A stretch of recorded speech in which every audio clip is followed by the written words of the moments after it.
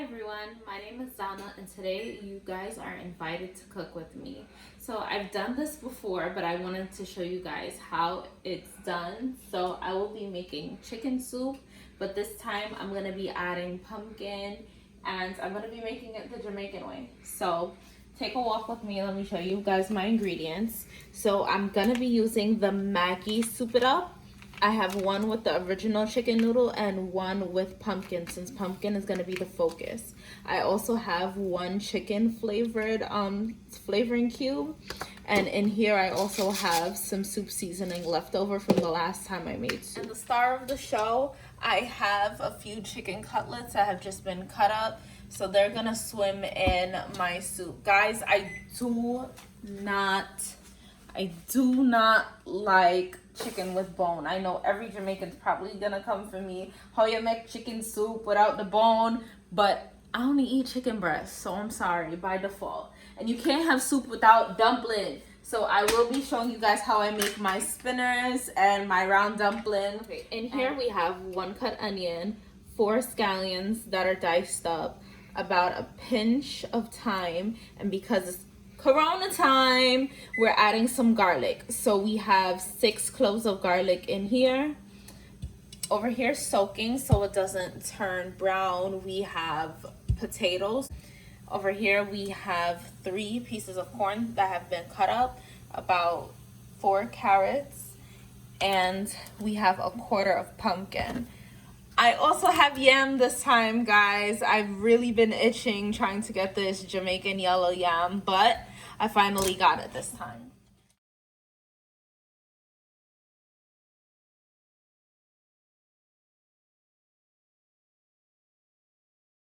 Okay, and right now I have my pot that's already boiling. So it's about 3 cups of water. I'm not sure how deep the pot is, but it's about almost a half of the way. So we're gonna go ahead and first things first, we wanna season our pot. So I'm gonna go in with the chicken noodle.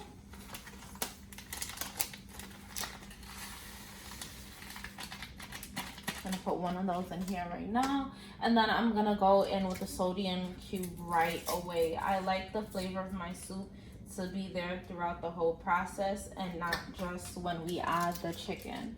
So from there, I'm gonna just add in the pumpkin so that the pumpkin could go ahead and do its thing. The pumpkin kind of takes some time to cook through.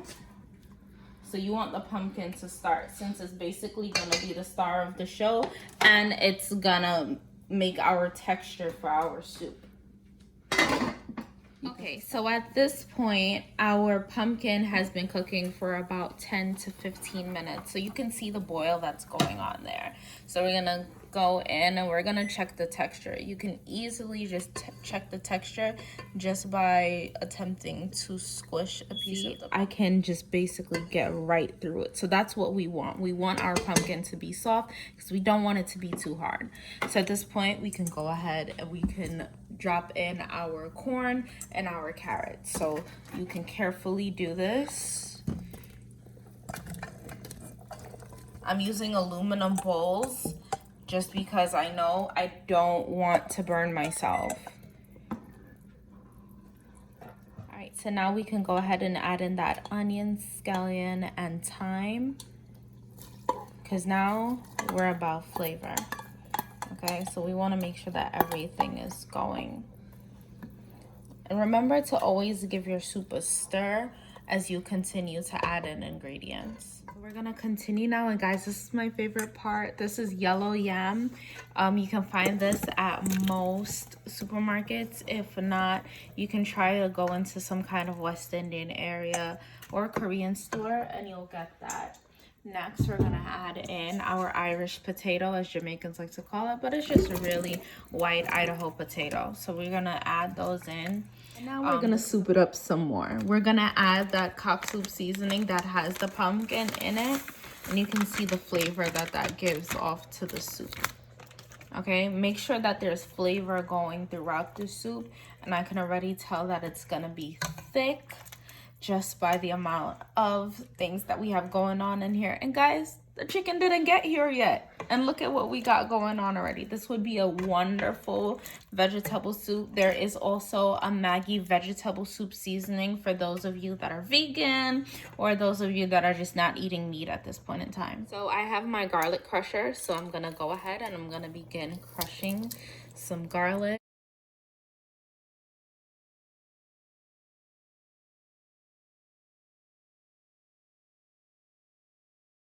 And as all of this is going, guys, and you see that we're starting to get a thick consistency, you want to make sure that, as I said, spice is going to be running throughout the soup.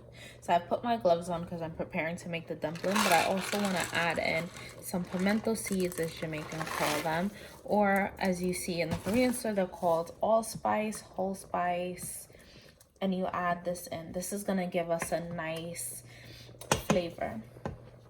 Okay guys, so this is my favorite part. It's dumpling time. So I actually have no specific way that I measure my dumpling, so I just kind of eyeball it. So I love my dumpling, so I'm gonna go ahead and put about that much flour, and then I'm gonna add a bit of water, and I'm gonna begin to use my hand to create that shape as we add the water. So the trick to making dumpling is that you can't let it get too soggy, but you can't let it be too dry either. So you could pour as you go. If you need specific measurements, then you can do that as well. But I would want to say that you just want to make sure that you're feeling the right consistency. So for me, I feel like I'm going to stop right there, and I'm going to go ahead and I'm going to keep working this.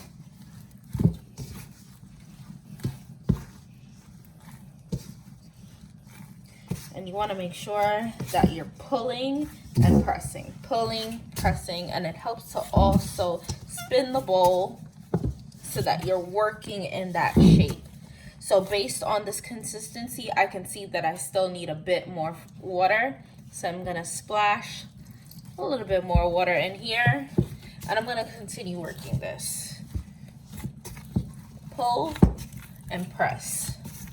Pull and press. Okay, so after you've pulled and you've pushed, you should end up with a dough that looks about so. So it shouldn't be really sticking to your gloves anymore, but it should be solid. So from here, you can do your dumplings either one of two ways. So you can pinch about this much, and you can roll it out and make what's called a spinner. Or you can take about this much, since we're making soup, and you can knead it in with your thumbs, okay, until you make not a ball exactly, but we're going for a cylinder kind of shape. Now, having gloves on makes it a bit trickier, but I don't want to get anything under my nails. And then you would flatten it out like so. So this way, at least your dumpling is bite-sized. You can go a bit bigger. You can take about this much and knead it as well and make almost a full-size dumpling. Now there's this other dumpling that we have that is just known basically by its size, but it's called a cartwheel. And it's called a cartwheel because it's just so big and so thick. So you would be taking about this much dough, actually a little more, and you would press all of this in, and this is roughly going to make one big dumpling. But as you can see, it is thicker, so you're gonna have a cartwheel, or it'll be a little bigger. Now this is the normal size dumpling if you're making like a regular provision, but when I tell you a cartwheel is big, it's big. I just, for the sake of this video, I don't want to make one let me see. Actually, I haven't made a cartwheel in so long. And as you see, like, I'm focusing when I'm kneading everything to the middle, because that's when you want to make sure that your dumpling is tight. When you're making your dumpling, you should hear a sound when you're opening it. That should tell you that your dumpling is hitting. So about this would be a nice size cartwheel. Okay, and you see the thickness? That's it. So we're gonna go ahead We're gonna spin out. And we're gonna get these dumplings ready for our soup because I think our soup is just waiting on it right now. Okay, guys, look at the bubble we have going here. So we're gonna go ahead and we're gonna start adding our dumpling right on top. Okay. Okay.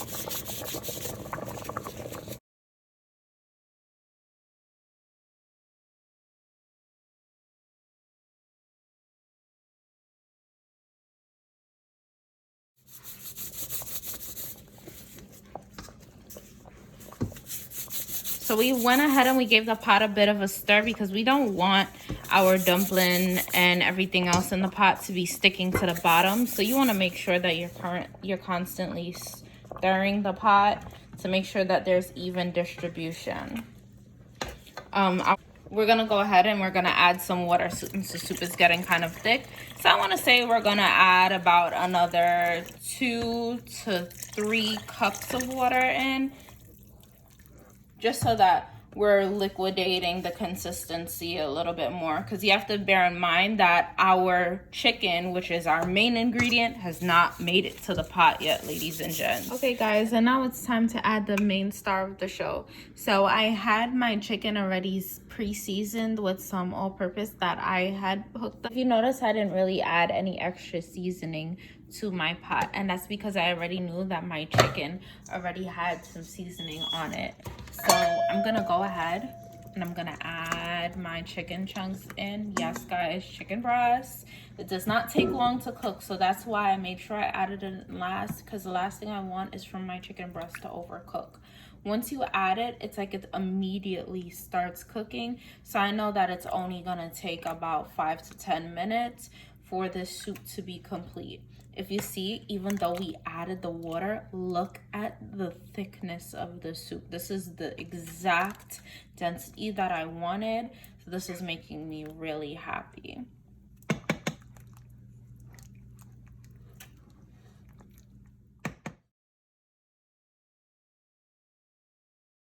Guys, so at this point I realized I don't have any more Scotch bonnet peppers, and as much as it would be the perfect thing for the soup, I have a substitute. So I actually have the gray Scotch bonnet pepper sauce.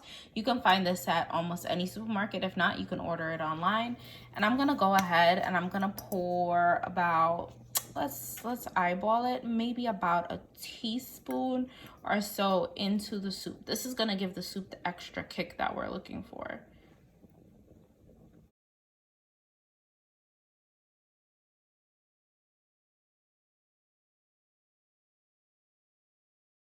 And since we added our chicken, I was able to do a little taste test, and I saw that we needed just a little bit more salt. So I'm just gonna add some of this Adobo all-purpose seasoning, and I'm gonna show you guys the minuscule amount that I'm gonna be adding.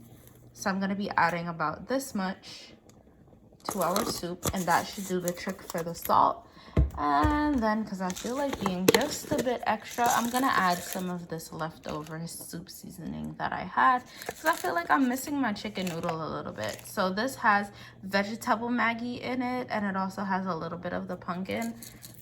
So it should add a little bit to the thickness, but it should add a little bit more chicken noodle to it. And we're gonna give this a good stir. So we're gonna grab it from the bottom.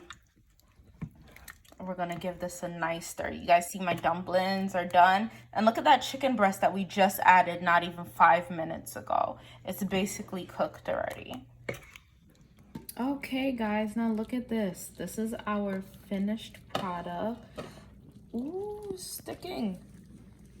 Guys, make sure that you're always stirring the soup once it's bubbling. So here is our finished product. Okay, we have our chicken soup with pumpkin. This is gonna be our quarantine Jamaican style chicken soup. So we're gonna go ahead and we're gonna begin to dish this out. Oh yes, and I got a nice piece of yam to start off. Look at this. Let me get some corn in here. And And here we go, our Jamaican style pumpkin soup.